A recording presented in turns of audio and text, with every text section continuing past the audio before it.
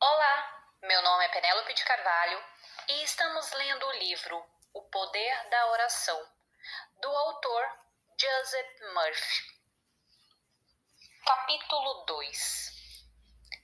Já explicamos o significado de anjo, as 7 igrejas e os 7 candeeiros. Como neste livro pretendemos evitar ao máximo as repetições, começaremos com os versículos 3º e 4º, deixando de lado o material já estudado. As 7 estrelas, conforme já foi dito, são os 7 graus de percepção pelos quais passamos antes de nos unificarmos subjetivamente com o nosso desejo. Versículo 3. E tens paciência, sofrestes pelo meu nome e não desanimaste. Versículo 4. Mas tenho contra ti que deixastes a tua primeira caridade. A tua primeira caridade é Deus ou o Espírito interior. Quando você é leal e dedicado ao poder único, sem reconhecer qualquer outro, você está amando a Deus.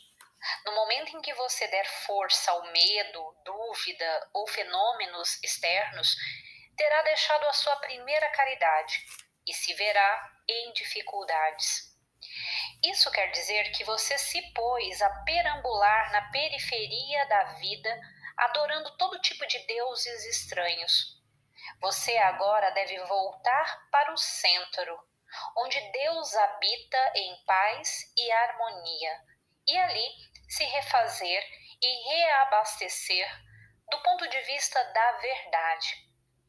Ali no silêncio, em comunhão com Deus, você pode receber a orientação, força e poder para resolver todos os seus problemas e erguer-se triunfante acima de todas as dificuldades. Muitos cientistas descobriram o segredo de extrair a sabedoria do ser mais profundo. Poincaré, o matemático francês, costumava descontrair-se e ficar passivo e quieto. Depois, confiava seu problema matemático à mente profunda, que sabia a solução. Ele entregava o seu pedido com fé e confiança. Isso ativava a sabedoria em sua mente subjetiva e quando a sua mente consciente estava preocupada com outras coisas, a resposta invariavelmente lhe vinha à mente superficial de uma maneira semelhante às torradas saltando da torradeira. Versículo 5. Lembra-te, pois, donde caístes e arrependeste, e volta às tuas primeiras obras. Do contrário, venho a ti e removerei o teu candeeiro do seu lugar, se não fizeres penitência. No versículo 5, a expressão fazer penitência significa pensar de uma maneira nova e ter uma nova ideia. Quando você tem uma ideia nova sobre o poder criador de sua mente, você começa a pensar de uma nova maneira e, de acordo com o que você pensa e sente, você se modifica. O pensamento e o sentimento criam o seu destino. E quando você começa a pensar direito, sentir corretamente, agir direito e praticar atos corretos, você está realmente fazendo penitência. Fazer as primeiras obras significa que, quando sentimos um desejo, não nos devemos restringir a nossas limitações. Devemos plantar a nossa semente na mente subjetiva e dar-lhe toda a nossa atenção. Esclareça o seu desejo, defina o seu objetivo e seja positivo. É este o trabalho de Éfeso. Quando você sabe o que quer e o define de maneira clara em sua mente consciente, sempre terá uma resposta de sua mente subconsciente, que é rica de sabedoria e inteligência e sabe como realizá-lo. Versículo 6. Mas isto tens de bom que aborreces as obras dos nicolaítas, que eu também aborreço. Versículo 7. Aquele que tem ouvidos, ouça o que o Espírito diz às igrejas. Ao vencedor, darei de comer da árvore da vida, que está no paraíso do meu Deus. As obras dos nicolaítas significa a adoração fálica, que é uma abominação da lei. As obras dos nicolaítas assemelham-se aos atos de Balaão, referindo-se à fornicação ou coabitação com pensamentos maus e destruidores em nossa mente. Na Bíblia, aborrecer é rejeitar totalmente qualquer coisa negativa ou destruidora em nossa mente. Se nesta entronizarmos o erro, seremos obrigados a exprimir o mal. Abandonamos o nosso primeiro amor, que é Deus, sempre que nos entregamos à amargura, ao preconceito, ódio ou negação de qualquer tipo.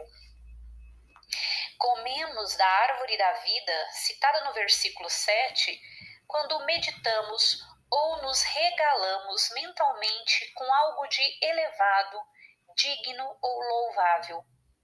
A árvore da vida é a presença de Deus dentro de você. É a árvore de Natal e todos os frutos nela se acham. Tudo o que você busca está dentro de você, seja qual for o problema. A solução está dentro de você. Uma mulher que assistiu ao curso sobre a revelação tinha ouvidos que ouviram a verdade de Deus. Sua mente estava aberta e receptiva às novas ideias. O filho achava-se muito doente e todos, menos ela, tinha perdido a esperança de salvar-lhe a vida. Ela ficou sentada junto ao leito do hospital e rezou assim: Deus é a vida do meu filho, e seu poder de curar percorre todos os átomos do ser dele. A paz de Deus inunda sua mente e seu corpo, e pelo poder dele, o meu filho fica são. Ela repetiu essa oração muitas vezes, procurando erguer em sua mente a ideia da saúde.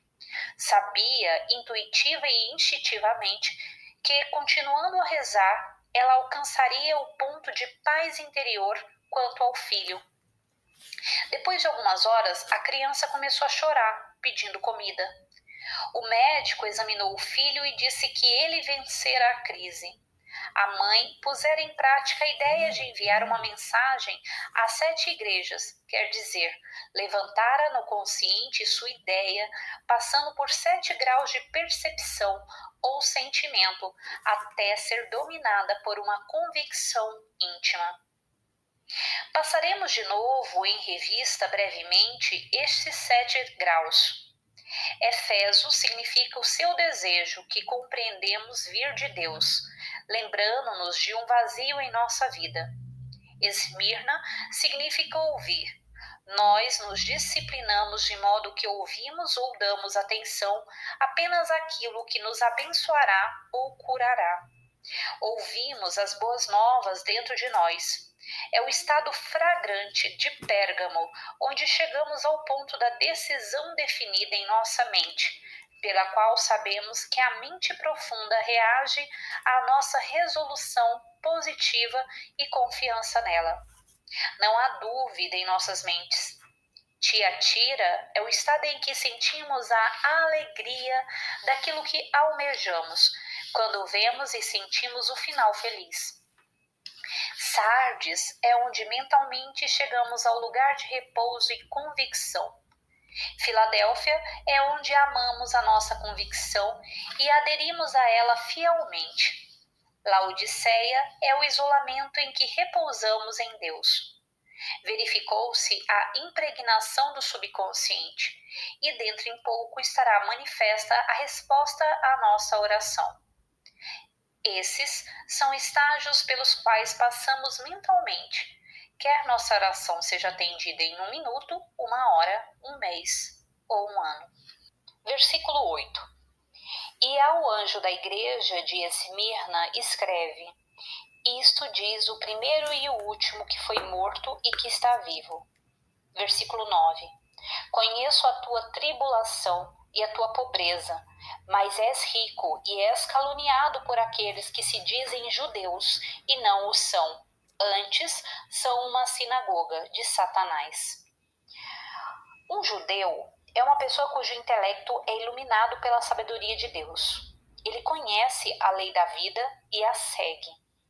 Muita gente diz que acredita em Deus e, ao mesmo tempo, roga ao outro poder chamado Satanás ou o demônio. Isso é blasfêmia. E a sua sinagoga ou mente torna-se dúplice e confusa.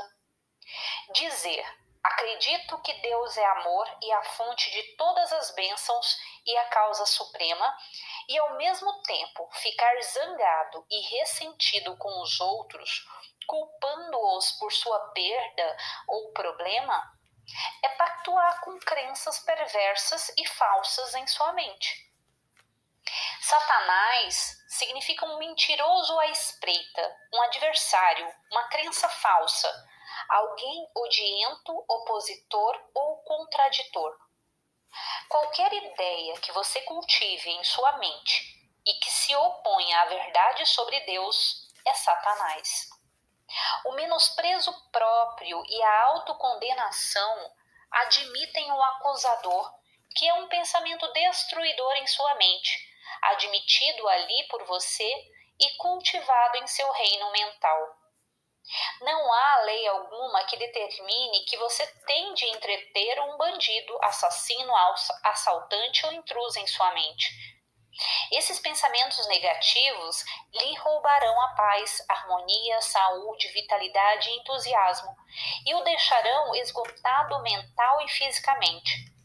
O pensamento satânico é qualquer sugestão ou ideia que tenda a persuadi-lo a se afastar da crença no poder único e na causa única. Eu via Satanás cair do céu como um relâmpago.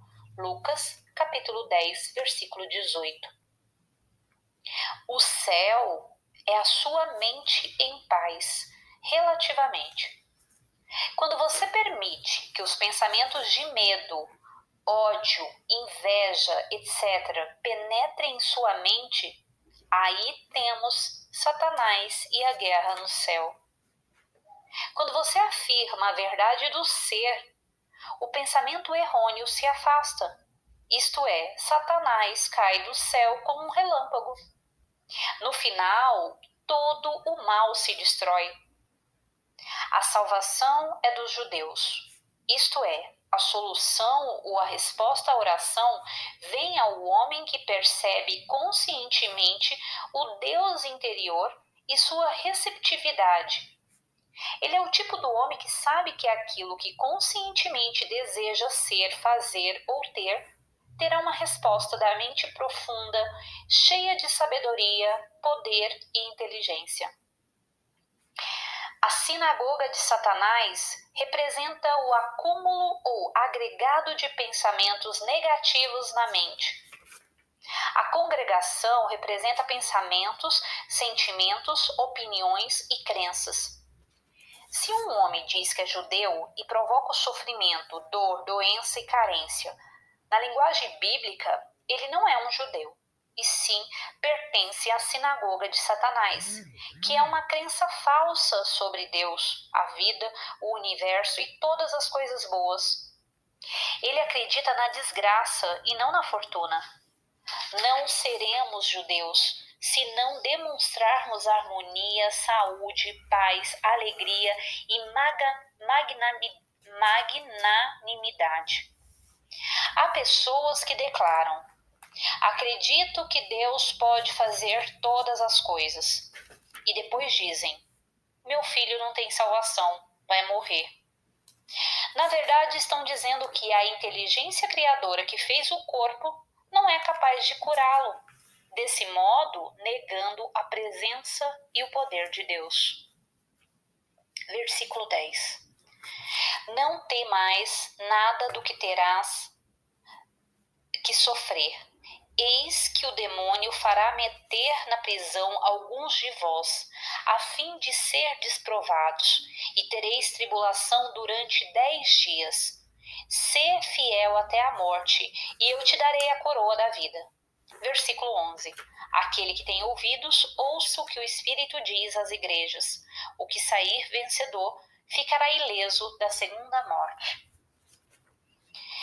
Na oração, devemos ser fiéis até a morte. A morte do estado antigo se dá enquanto permanecemos fiéis ao nosso ideal ou desejo em cada passo do caminho. Na oração, devemos dedicar a nossa lealdade ao poder único, e ao darmos dedicação, fé e lealdade ao nosso desejo, o estado antigo desaparece e o novo estado ressurge. A coroa que recebemos é a vitória, o triunfo e a realização.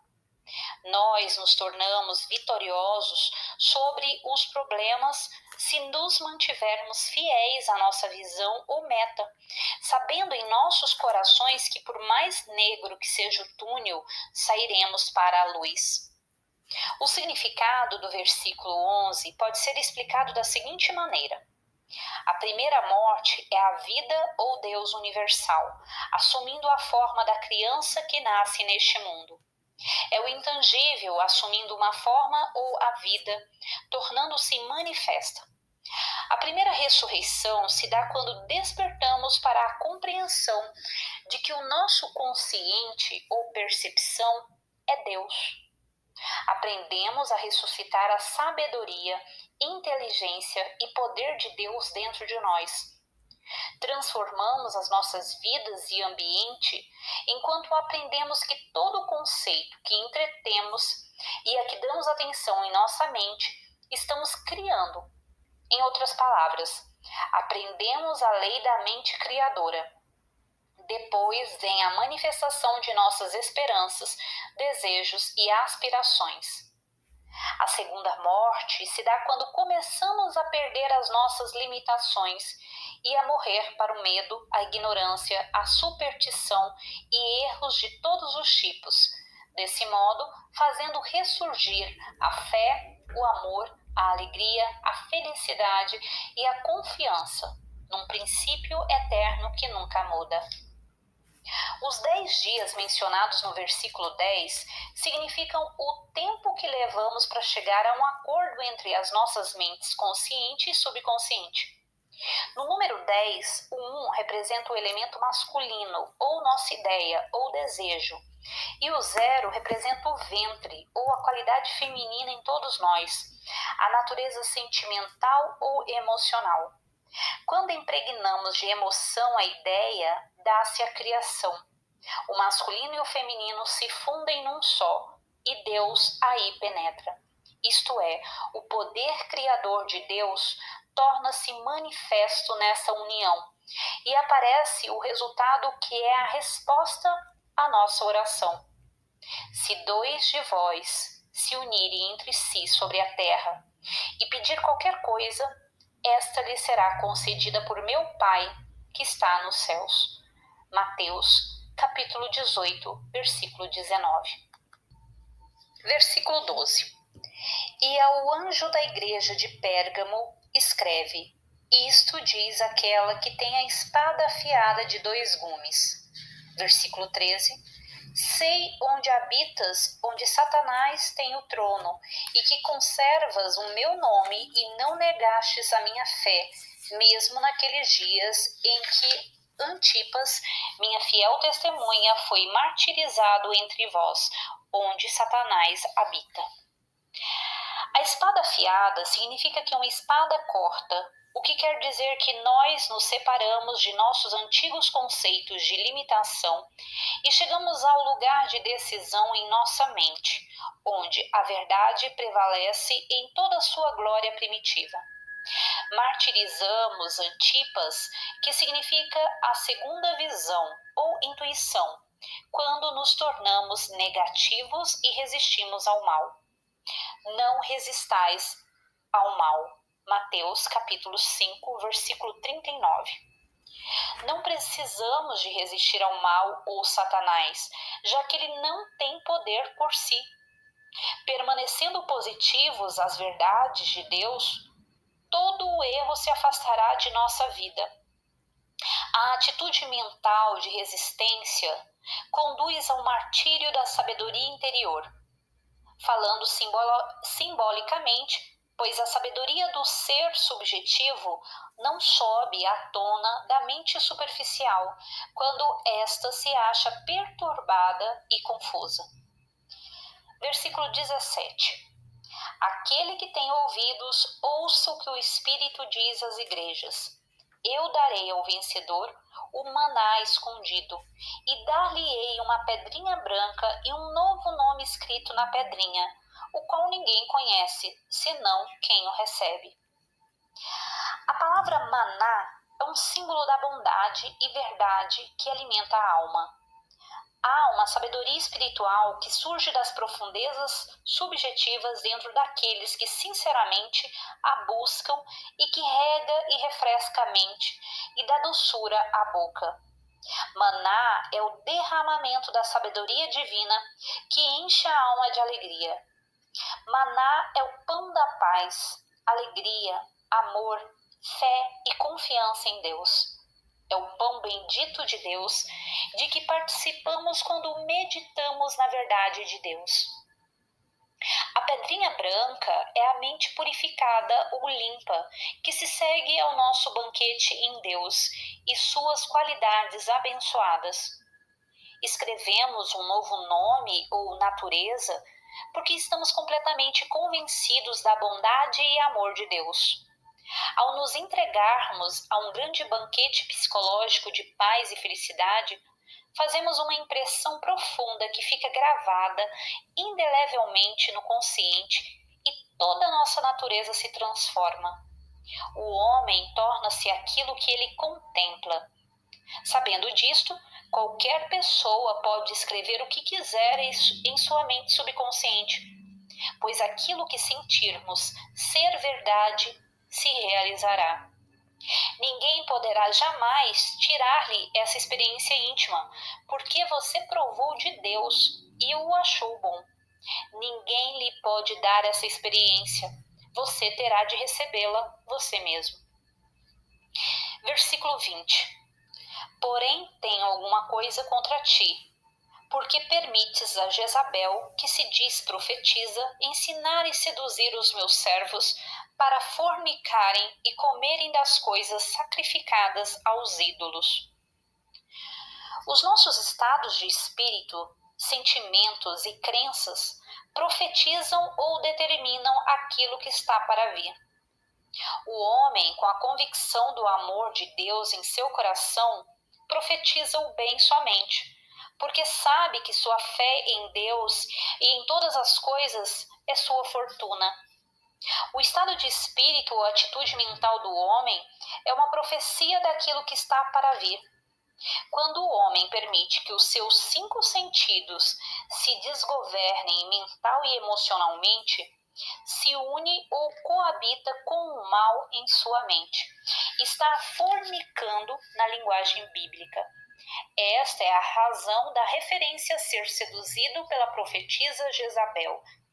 Cada homem deve ser um profeta de Deus e reproduzir as qualidades, atributos e potências de Deus aqui e agora. Versículo 22. Eis que a reduzirei a um leito de dor, e os que adulteram com ela se verão numa grandíssima tribulação, se não fizerem penitência de suas obras. Cometemos adultério quando odiamos, temos algum ressentimento ou nos entregamos à autocrítica e autocomiseração. Se atribuirmos poder às estrelas, ao tempo, às pessoas e a entidades, estaremos cometendo adultério, porque nos estamos unindo mental e emocionalmente a falsas crenças. Na verdade, estamos criando ídolos em nossa mente. Adultério e idolatria são aqui sinônimos. Versículo 23. E ferirei de morte os seus filhos, e todas as igrejas conhecerão que eu sou aquele que sonda os rins e os corações, e darei a cada um de vós segundo as suas obras. Os filhos dos pensamentos e emoções negativos são a doença, a carência e limitações de todos os tipos. Permitir que o medo, o ódio ou o rancor nos dominem, intimidem ou assustem é coabitar com o mal no leito da nossa mente. A nossa mente subconsciente sempre exprimirá o que imprimimos nela. O bem, se for o bem, o mal, se for o mal. Não importa o que digamos com os lábios, os nossos verdadeiros sentimentos e crenças sempre se manifestam. A Bíblia diz que o adultério está no coração. O coração significa a sua natureza emocional e sentimental, a sua mente subconsciente. O corpo não faz nada por si. O corpo se move da maneira que é movido. O corpo age de acordo com o que atua sobre ele. Versículo 26. E aquele que vencer e que praticar as minhas obras até o fim, eu lhe darei poder sobre as nações. 27, 28, ele pulou, acho que o 27, colocou aqui 28. E dar-lhe-ei a estrela da manhã. A estrela da manhã é o seu reconhecimento da presença e do poder de Deus dentro de você. Em seguida a essa descoberta, virá o seu nascimento em Deus. A estrela da manhã prenuncia a aurora de um novo dia, proclamando a ressurreição do sol, que banha o mundo com beleza e o redime das trevas e da morte. A sua convicção de que a força onipotente de Deus caminha agora à sua frente com majestade e poder, e sempre movendo-se a seu favor, fará com que todos os seus sonhos se realizem. Você verá que todos os seus caminhos são agradáveis e todas as suas veredas são de paz.